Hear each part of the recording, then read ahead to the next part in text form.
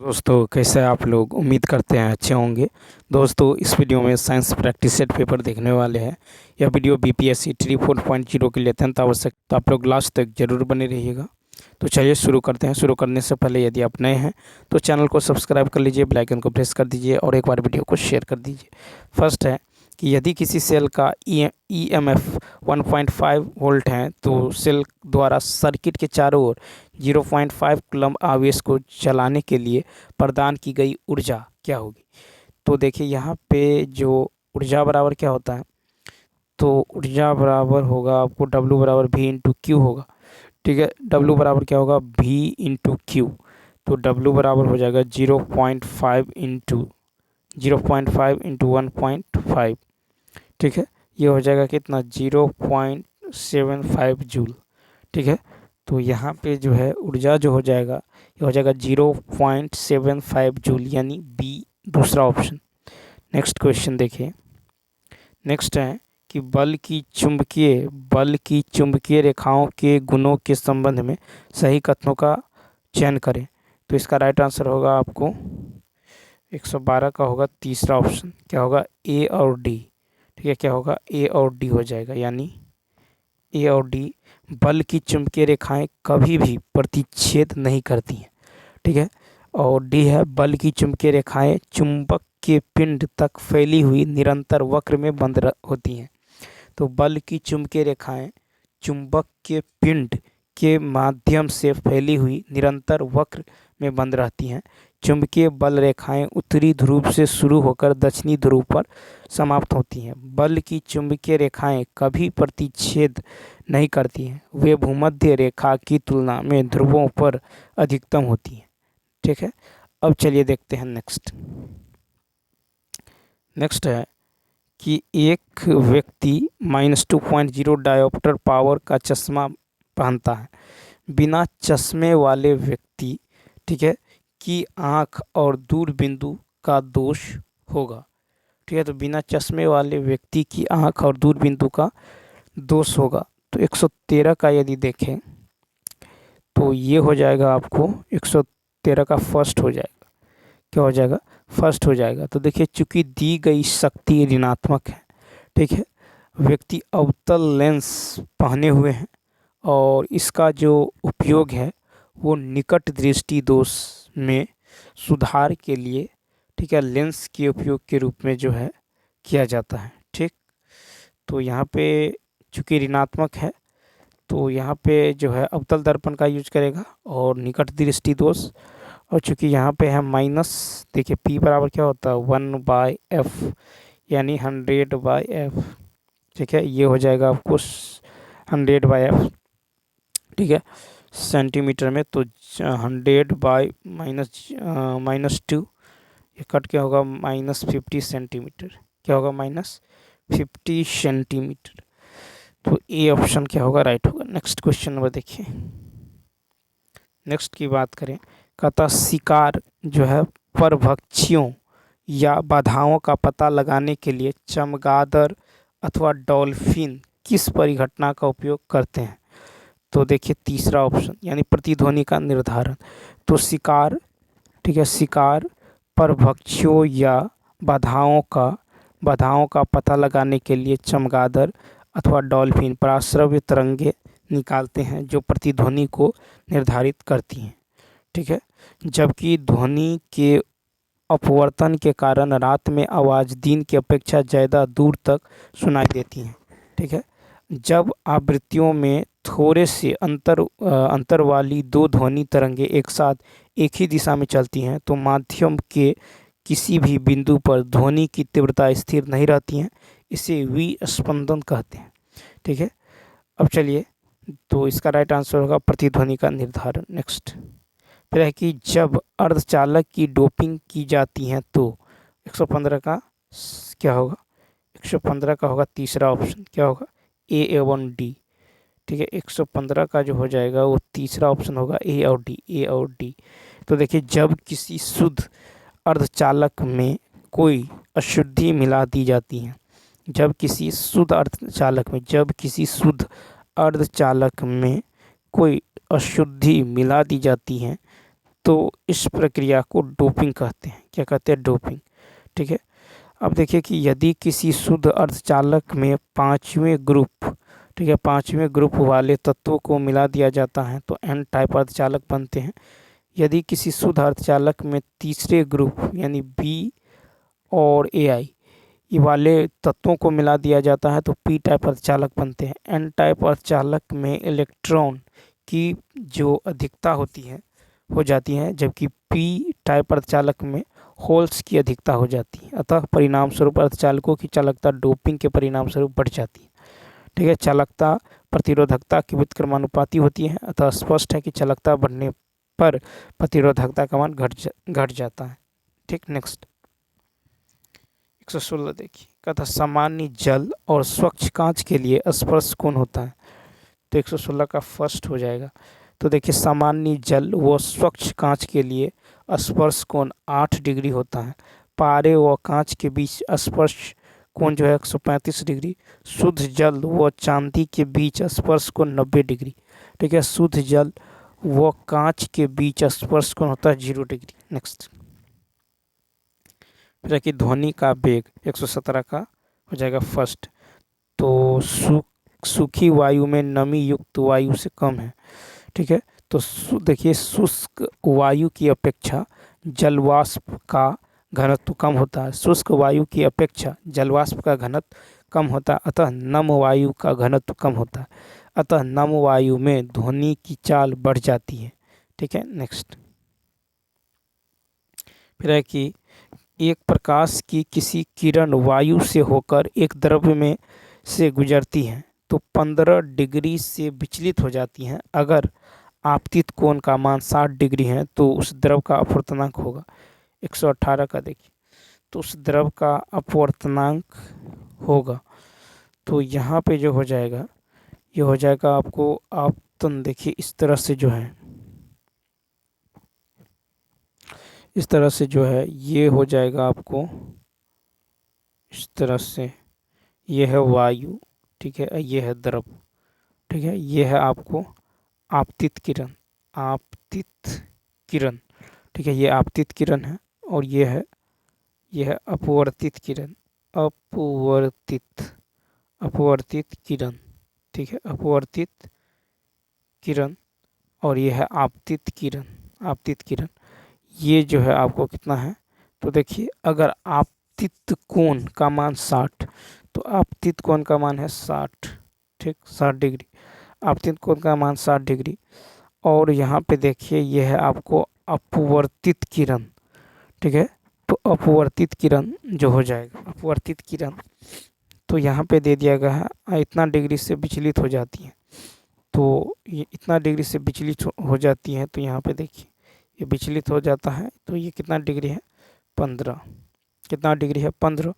तो अपवर्तन कोण का मान निकाल लीजिए, ठीक है, अपवर्तन कोण का मान। तो अपवर्तन कोण का मान, अपवर्तन कोण ये है, कितना होगा, अपवर्तन कोण का मान जो हो जाएगा, अपवर्तन कोण का मान जो होने वाला है ये हो जाएगा 60 - 15, ठीक है। अपवर्तन कोण का मान जो होगा वो क्या होगा, 60 - 15, चूँकि ये बराबर ये होता है, ठीक है। तो 60 माइनस कितना होगा, 60 - 15, ठीक है, 60 डिग्री माइनस 15 डिग्री, ये हो जाएगा आपको 45 डिग्री।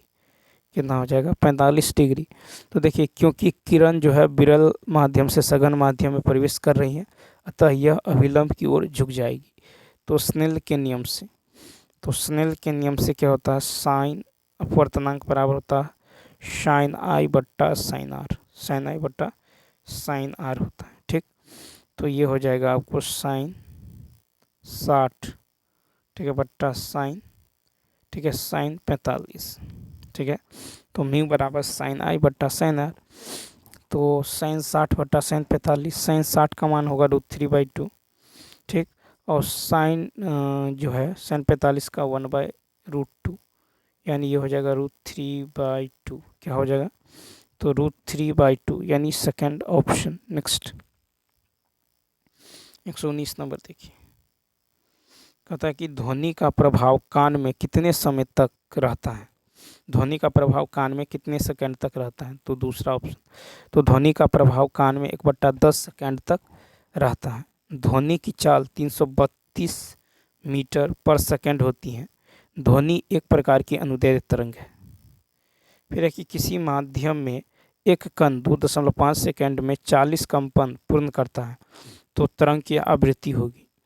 तो देखिए आवृत्ति, तरंग की आवृत्ति होगी तो आवृत्ति तरंग बराबर क्या होता है? आवृत्ति तरंग बराबर होता है कंपन, कंपन बट्टा में समय। ठीक है, क्या होता है? कंपन बट्टा में समय। तो याद रखना है आवृत्ति तरंग बराबर होता है कंपन बट्टा में समय। तो कंपन कितना है? 40, समय है 2.5, ये हो जाएगा 16।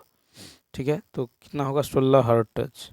इसका राइट आंसर होगा ए ऑप्शन। नेक्स्ट कहता है 120 केजी द्रव्यमान की बंदूक से एक 0.04 केजी द्रव्यमान की गोली दागी जाती है। यदि गोली की बंदूक के मुख से निकलने की गति इतना है तो बंदूक की प्रतिघाती गति क्या है? तो 120 द्रव्यमान की बंदूक है तो यहाँ पर देखिए तो क्या होगा? पी सेल बराबर होता पी घन। ठीक है, पी सेल बराबर पी घन। तो यहाँ पे सेल का जो ये द्रव्यमान है 0.04 है। इसका गति जो है आपको फिर कहता है कि गति जो है यहाँ पे दे दिया गया है कितना? 90। ठीक है, गति जो है 90 दे दिया गया है। तो हमको बंदूक की प्रतिघाती गति निकालना है। तो बंदूक का जो द्रव्यमान है 120 है और इसका जो गति है पता नहीं है, तो मान लेते हैं भी। ठीक है, तो इसको सॉल्व करेंगे तो भी का मान निकलेगा 3 × 10⁻² मीटर पर सेकेंड। यानी इसका राइट आंसर होगा तीसरा ऑप्शन। नेक्स्ट फिर है कि जब आप एक कॉइल स्प्रिंग को कॉम्पैक्स करते हैं, ठीक है, तो आप उस पर काम करते हैं प्रत्यास्थ स्थितिज ऊर्जा है। तो देखिए इसका राइट आंसर होगा ए ऑप्शन। तो प्रत्यास्थ स्थितिज ऊर्जा एक प्रकार की यांत्रिक ऊर्जा है जो कि पदार्थ विशेषतः धातु या किसी खास प्रकार की संरचना में सन्निहित होती हैं। जब किसी स्प्रिंग को दबाया जाता है तो उसमें यह ऊर्जा बढ़ जाता है। नेक्स्ट फिर है कि गति के निम्नलिखित उदाहरणों में से तय की गई दूरी और विस्थापन के परिमाण बराबर हैं। तो यह सीधी सड़क पर चली हुई कार। तो सीधी सड़क पर चलती हुई कार द्वारा तय की गई दूरी तथा विस्थापन परिमाण में बराबर है। किसी गतिशील वस्तु द्वारा किसी समय में तय किए गए पथ की लंबाई को उस वस्तु द्वारा चली गई दूरी कहते हैं। किसी गतिशील वस्तु की प्रारंभिक व अंतिम स्थितियों के बीच की न्यूनतम दूरी को वस्तु का विस्थापन कहते हैं।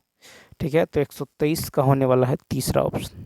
ठीक है, तो गति के निम्नलिखित उदाहरणों में से जो है किसकी तय की गई दूरी विस्थापन के परिमाप के बराबर है? तो सीधी सड़क पर चलती हुई कार। नेक्स्ट फिर है 124 है कि एक तत्व X के m कोश में 8 इलेक्ट्रॉन होते हैं। जब वह एक इलेक्ट्रॉन ग्रहण करता है तब X के बारे में नीचे दिए गए कथन का सही व्याख्या क्या है? तो देखिए 124 का हो जाएगा दूसरा ऑप्शन। क्या हो जाएगा? बी और सी। ठीक है, 124 का हो जाएगा बी और सी, यानी इसकी संयोजकता 7 है। यह जो है आधुनिक आवर्त सारणी में 18वें समूह के अंतर्गत आता है। ठीक है, तो 124 का हो जाएगा दूसरा ऑप्शन। ठीक है, 124 का हो जाएगा दूसरा ऑप्शन, यानी क्या हो जाएगा? तो इसकी संयोजकता 7 है और यह जो है आधुनिक आवर्त सारणी में 18वें समूह के अंतर्गत आता है। ठीक है, अब देखिए क्वेश्चन नंबर जो है नेक्स्ट की यदि बात करें 125 नंबर देखिए, कहता CH3 CH2OH और CH3O CH3 इस यौगिकों A और B में एक ही आणविक सूत्र है लेकिन विभिन्न प्रकार की व्यवस्था है तो यौगिक B है एक। 125 का होगा दूसरा ऑप्शन ईथर। ठीक है, तो देखिए दो जो है यौगिक है, जबकि इसका राइट आंसर होगा क्या 25 का 2 क्या है तो ईथर है। ठीक है, नाम है मेथॉक्सी मीथेन। ठीक है, मेथॉक्सी मीथेन, मेथॉक्सी मीथेन। इसका राइट आंसर होगा यौगिक, ठीक है, ईथर। ठीक है, नेक्स्ट 126 है कि कार्बनिक यौगिक में 4 कार्बन परमाणु होते हैं, आईयूपीएसी के अनुसार मूल शब्द हैं। 126 का तीसरा ऑप्शन ब्यूट। तो देखिए कार्बनिक यौगिक में 4 कार्बन परमाणु होते हैं, आईयूपीएसी के अनुसार मूल नाम ब्यूट। 127 कहता निम्नलिखित में से किस यौगिक में जो है मैग्नीज की ऑक्सीकरण संख्या का मान सर्वाधिक है। तो देखिए MnO2 में Mn की ऑक्सीकरण संख्या यदि देखें MnO2 में, तो यहाँ पे हो जाएगा X प्लस ऑक्सीजन का 2 इंटू -2 बराबर क्या होगा 0। ठीक है, तो ऑक्सीजन का यहाँ पे कितना होगा -2। ठीक है, ऑक्सीजन का -2, तो X का मान हो जाएगा 4, X का मान हो जाएगा 4। अब देखिए Mn3O4 में यदि देखें Mn3O4, Mn3O4 में यदि देखें तो यहाँ पे क्या होगा Mn3, यानी ये हो जाएगा 3। ठीक है, Mn3O4 में यदि देखें तो यहाँ पे होगा 3x प्लस, ठीक है 3x प्लस 4 -2, ऑक्सीजन का होता है -2 बराबर 0, यानी यहाँ पे 3x बराबर क्या होगा -3x बराबर 8, तो x बराबर हो जाएगा 8/3। ठीक है, अब देखें नेक्स्ट K2MnO4, तो यहाँ पे जो हो जाएगा K2MnO4, तो 2 प्लस यहाँ पे कितना होगा, तो 2 प्लस का 1 होगा, 2 इंटू वो इसका जो है K का हो जाएगा +1। ठीक है, प्लस x प्लस 4 इंटू -2 बराबर 0। तो यहाँ पे होगा -8 + 2, यानी -8 + 2, यानी x का मान कितना होगा तो 6 हो जाएगा, 6 हो जाएगा। तो इसलिए यहाँ पे राइट आंसर होगा तीसरा ऑप्शन। नेक्स्ट क्वेश्चन नंबर देखिए, साधारण नमक के विलयन के निर्माण के लिए सोडियम हाइड्रोक्साइड खाली स्थान के साथ अभिक्रिया करता है। तो यहाँ पे यदि देखें तो देखिए यहाँ पे क्या होगा, तो 128 का होगा तीसरा ऑप्शन, यानी हाइड्रोक्लोरिक अम्ल, हाइड्रोक्लोरिक अम्ल हो जाएगा। ठीक है, हाइड्रोक्लोरिक क्या हो जाएगा, तो हाइड्रोक्लोरिक अम्ल हो जाएगा। ठीक है, हाइड्रोक्लोरिक अम्ल। तो यहाँ पे याद रखना है कि हाइड्रोक्लोरिक अम्ल यानी HCl एक प्रमुख अकार्बनिक अम्ल है। वस्तुतः हाइड्रोजन क्लोराइड गैस के जलीय विलयन को ही हाइड्रोक्लोरिक अम्ल कहते हैं। हाइड्रोक्लोरिक एसिड जो है सोडियम हाइड्रोक्साइड के साथ अभिक्रिया करके सोडियम क्लोराइड नमक का एक रंगीन जो है जलीय घोल बनाता है। ठीक है, तो यहाँ पे राइट आंसर हो जाएगा तीसरा, सॉरी। ठीक है, तो तीसरा ऑप्शन क्या होगा, राइट होगा। तो कहता साधारण नमक के विलयन के निर्माण के लिए सोडियम हाइड्रोक्साइड खाली स्थान के साथ अभिक्रिया करता है, तो हाइड्रोक्लोरिक अम्ल के साथ अभिक्रिया करता है। नेक्स्ट क्वेश्चन नंबर देखिए, नेक्स्ट 129 की यदि बात करें तो 129 है कि तत्व खाली स्थान जो है परमाणु सबसे बड़ा और खाली स्थान परमाणु सबसे छोटा होता है। तो 129 का होगा दूसरा ऑप्शन। तो देखिए सबसे बड़ा परमाणु जो है ये लिथियम होता है। ठीक है, तत्व में लिथियम, ठीक है, सबसे बड़ा परमाणु होता है। ठीक है, और हाइड्रोजन का परमाणु सबसे छोटा होता है। तो तत्व लिथियम का परमाणु सबसे बड़ा होता है और हाइड्रोजन का सबसे छोटा होता है। ठीक है, हीलियम का होता है 31 pm, ऑक्सीजन का होता है 48 pm, लिथियम का होता है 152 pm और हाइड्रोजन का होता है 120 pm। ठीक है, तो यहाँ पे हो जाएगा लिथियम और हाइड्रोजन। ठीक है, नेक्स्ट क्वेश्चन देखिए 130, खाद्य पदार्थों में अधिक मात्रा में नमक और चीनी डालकर उन्हें लंबे समय तक परिरक्षित किया जा सकता है। ऐसा इसलिए क्योंकि अधिक नमक और चीनी। 130 का होगा आपको तीसरा ऑप्शन क्या होगा, तो सूक्ष्म जीवी कोशिकाओं का द्रव्य कुंचन करते हैं। ठीक है, तो खाद्य पदार्थों में अधिक मात्रा में नमक और चीनी डालकर उन्हें लंबे समय तक परिरक्षित किया जाता है। अधिक नमक और चीनी जो है सूक्ष्म जीव कोशिकाओं का द्रव्य कुंचन करते हैं। सूक्ष्म जीवियों और एंजाइमों को बढ़ोतरी के लिए नमी की आवश्यकता होती है। नमी की मात्रा को काफ़ी हद तक कम करने से सूक्ष्म जीवों को बढ़ोतरी को कम या खत्म कर सकते हैं। ठीक, तो यह होगा सूक्ष्म जीवी कोशिकाओं का द्रव कुंचन करते हैं। नेक्स्ट फिर है कि यदि किसी द्रव पर दाब बढ़ता है तो उसका क्वथनांक बढ़ता है। ठीक है, यदि किसी द्रव पर दाब प्रेशर बढ़ता है तो क्वथनांक बढ़ता है। तो वह नियत ताप जिस पर कोई द्रव उबलकर द्रव अवस्था से वाष्प की अवस्था में परिवर्तित हो जाए, ठीक है, वह नियत ताप द्रव का क्वथनांक कहलाता है। यदि किसी द्रव का दाब बढ़ता है तो उसका क्वथनांक बढ़ता है तथा दाब घटने पर क्वथनांक घटता है। ठीक, नेक्स्ट क्वेश्चन फिर है कि एक डॉक्टर अति अम्लता का उपचार करने हेतु एक दवाई देता है। इस दवाई में मुख्य संगठक हैं 132 का दूसरा। तो देखिए, डॉक्टर अति अम्लता का उपचार करने हेतु एक दवाई देता है जिसके मुख्य घटक CaCO3 यानी CaCO3 कैल्शियम कार्बोनेट का प्रयोग कैल्शियम पूरकता, पेट की गड़बड़, अम्ल अपच और अम्ल स्थितियों के उपचार के लिए किया जाता है। तो यहाँ पे होगा CaCO3। नेक्स्ट,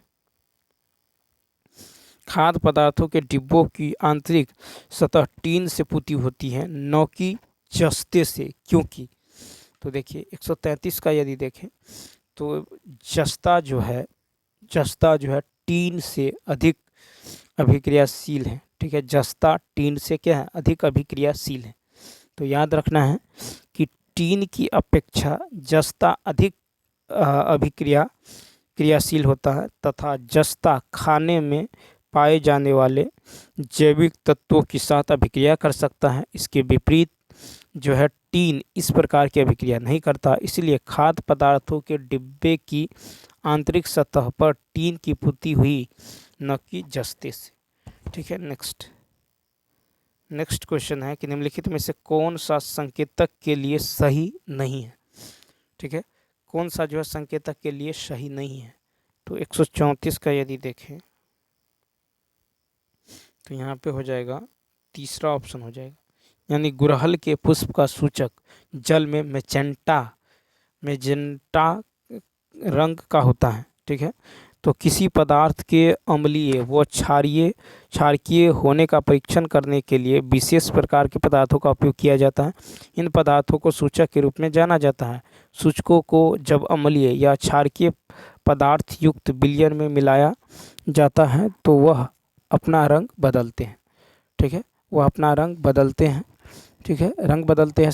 सबसे सामान्य रूप से उपयोग जो है किया जाने वाला प्राकृतिक सूचक लिटमस है। इसे लाइकेन से निष्कासित किया जाता है। जब इसे अम्लीय विलयन में मिलाया जाता है तो यह लाल हो जाता है और जब क्षारीय विलयन में मिलाया जाता है तो यह नीला हो जाता है। हल्दी उदासीन विलयन में पीले, अम्लीय विलयनों में पीले, ठीक है, क्षारकीय विलयन में लाल होती है। गुड़हल के पुष्प का सूचक जल में गुलाबी, अम्लीय विलयन में मैजेंटा और क्षारकीय विलयन में हरा होता है। नेक्स्ट 135 है कि पीएच के लिए निम्नलिखित में से कौन सा सही है। 135, तो इसका राइट आंसर होगा दूसरा ऑप्शन, यानी पीएच पैमाने पर 7 से कम मूल्य एक अम्लीय का प्रतिनिधित्व करते हैं। नेक्स्ट क्वेश्चन नंबर 136 है कि गलत जोड़े को पहचानिए। तो यहाँ पर होगा तीसरा ऑप्शन, स्टेनली बी ब्रोइनर माइक्रोस्कोप का आविष्कार। तो 136 में यदि देखें तो देखिए एटोन वैन ल्यूवेनहॉक ने पहले व्यवहारिक सूक्ष्मदर्शी का आविष्कार किया और अन्य सूक्ष्म खोजों के बीच बैक्टीरिया को देखने और उसके वर्णन करने वाले पहले व्यक्ति बन गए। ठीक है, उन्हें आमतौर पर माइक्रोस्कोप और माइक्रोबायोलॉजी के जनक के रूप में जाना जाता है और इन्हें पहला माइक्रोबायोलॉजिस्ट भी माना जाता है। तो यहाँ पे होगा वैन ल्यूवेनहॉक। तो इसका दूसरा ऑप्शन क्या है, गलत है। रॉबर्ट कोच जो बैक्टीरियोलॉजी के जनक है, सर रोनाल्ड रॉस जो है मलेरिया पर कार्य किए हैं। ठीक है, नेक्स्ट कहता आधुनिक आयुर्वैज्ञानिक विज्ञान में नाभिकीय वैज्ञानिक चिकित्सा उपचार के प्रभावी उपकरणों के रूप में उभर रही हैं, ये वास्तव में हैं। तो 137 का तीसरा ऑप्शन रेडियो समस्थानिक। तो देखिए विभिन्न प्रकार के रेडियो समस्थानिक का उपयोग भिन्न भिन्न प्रकार के रोगों के उपचार के लिए किया जाता है। कोबाल्ट 60 का उपयोग कैंसर के उपचार में किया जाता है, ठीक है। और उसके बाद देखिए, उसके बाद है आपको आयोडीन 131 का उपयोग थायराइड कैंसर के उपचार हेतु किया जाता है, ठीक है, थायराइड कैंसर, ठीक है। उसके बाद देखिए नेक्स्ट क्वेश्चन की यदि बात करें, कहता है गर्भाशय में मानव भ्रूण किस प्रकार द्रव में तैरता रहता है। तो दूसरा ऑप्शन एमनियोटिक द्रव। तो गर्भाशय में मानव भ्रूण एमनियोटिक द्रव में तैरता रहता है, गर्भाशय में मानव भ्रूण एमनियोटिक द्रव में तैरता रहता है। और उसके बाद है कोरियोनिक द्रव, जो है भ्रूण को पोषण हेतु लगे नाल को सुरक्षा प्रदान करता है। उसके बाद है प्लेसेंट्रल द्रव को एमनियोटिक द्रव कहा जाता है। 139 है कि असत्य कथन को चुने। दूसरा ऑप्शन तो उपकला सामान्य गति की अनुमति देता है, ठीक है। क्या होगा, जानवरों के शरीर में आवरण या सुरक्षात्मक उत्तक उपकला उत्तक होते हैं, ठीक है, उपकला उत्तक होते हैं।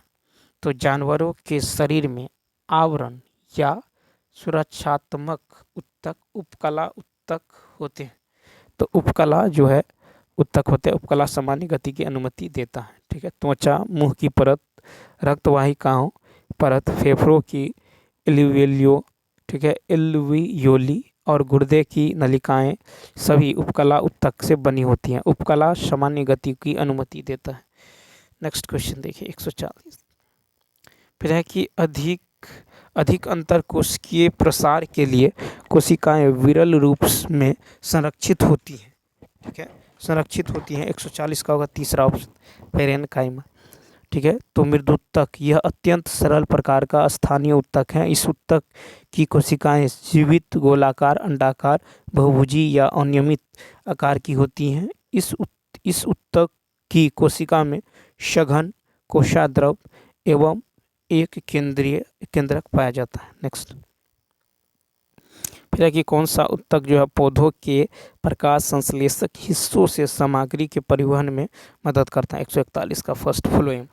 तो फ्लोएम पादपों में संवहन तंत्र के अंदर पाया जाने वाला एक जटिल उत्तक है। यह जो है पौधे की पत्तियों से भोजन को पौधे के विभिन्न भागों तक पहुंचाने का कार्य करता है, ठीक है, फ्लोएम।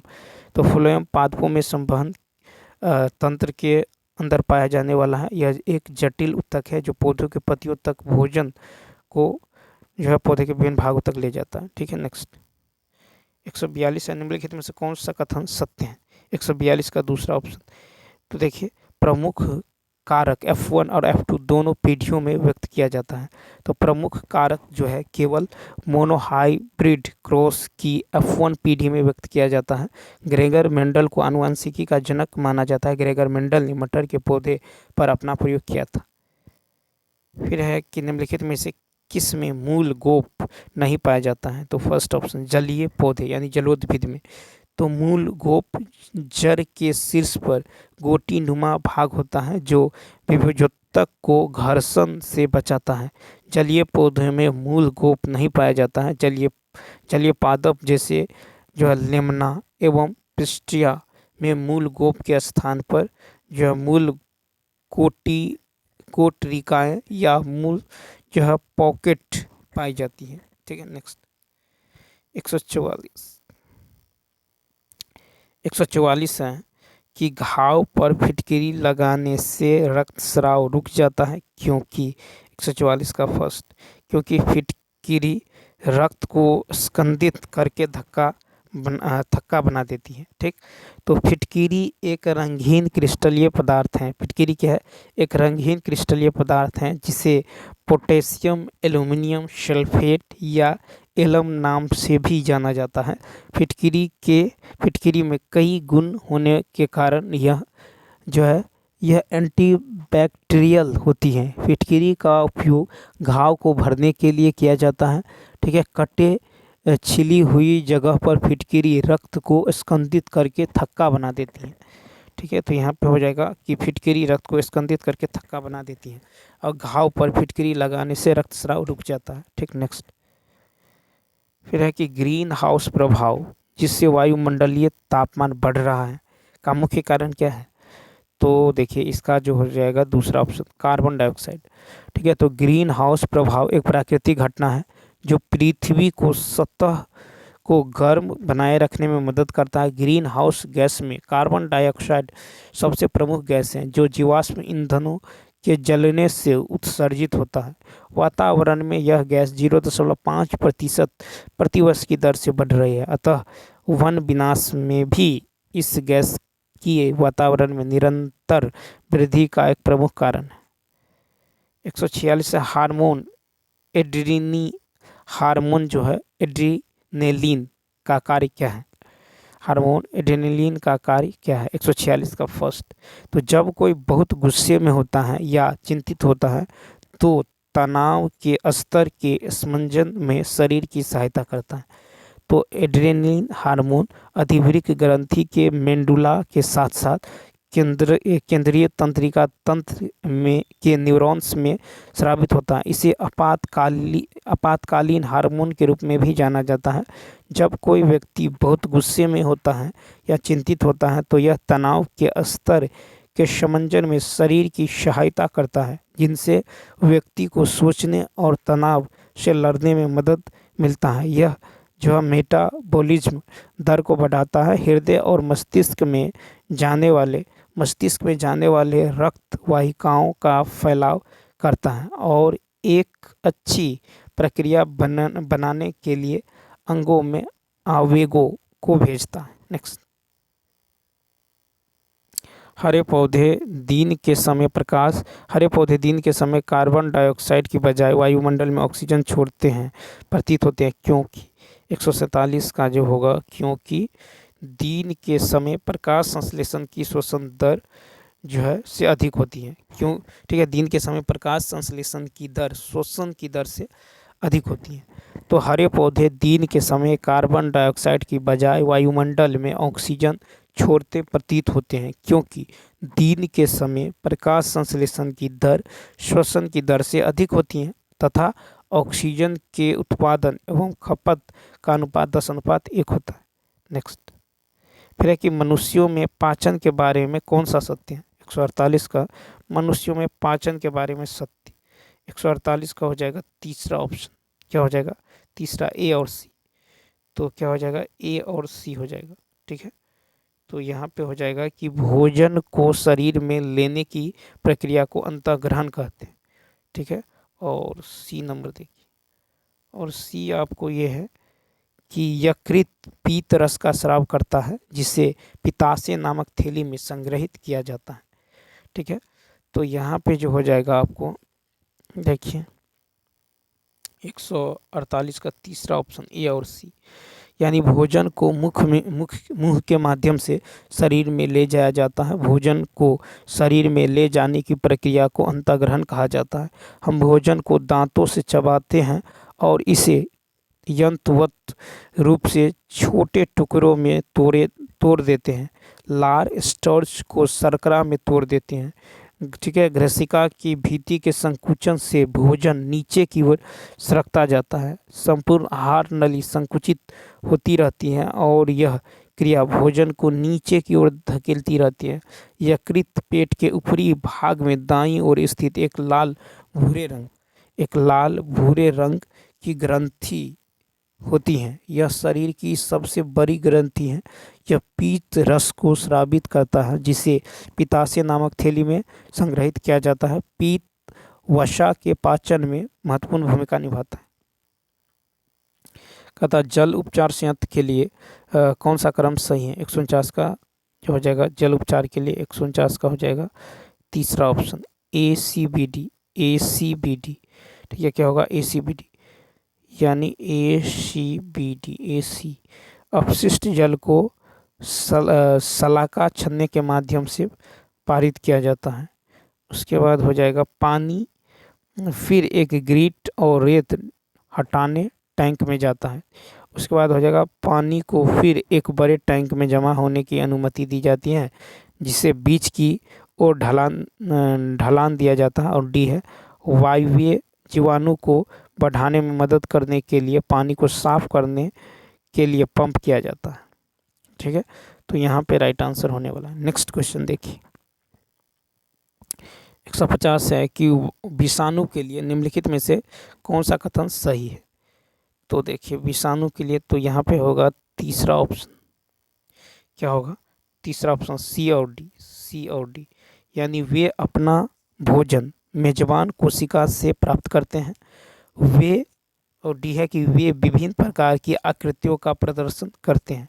विषाणु केवल जीवित प्राणियों की कोशिकाओं के भीतर जो है निवास करते हैं और जनन गुणन करते हैं। जैसे पौधे, जानवरों और मनुष्यों में विषाणु अपना भोजन मेजबान कोशिकाओं से प्राप्त करते हैं। विषाणु सबसे छोटे ज्ञात कोशिका से सबसे छोटे ज्ञात कोशिका से छोटे होते हैं। विषाणु को सरल सूक्ष्मदर्शी द्वारा नहीं देखा जा सकता, इन्हें इलेक्ट्रॉन माइक्रोस्कोप के तहत देखा जा सकता है। ठीक है, विषाणु का आकार जो है बिंब, रॉड जैसे गोलाकार आदि होते हैं। तो चलिए दोस्तों, इस वीडियो में इतना ही। यदि यह वीडियो अच्छा लगा हो तो लाइक, शेयर और सब्सक्राइब करना न भूलें। चलिए मिलते हैं नेक्स्ट वीडियो में, तब तक के लिए थैंक्स।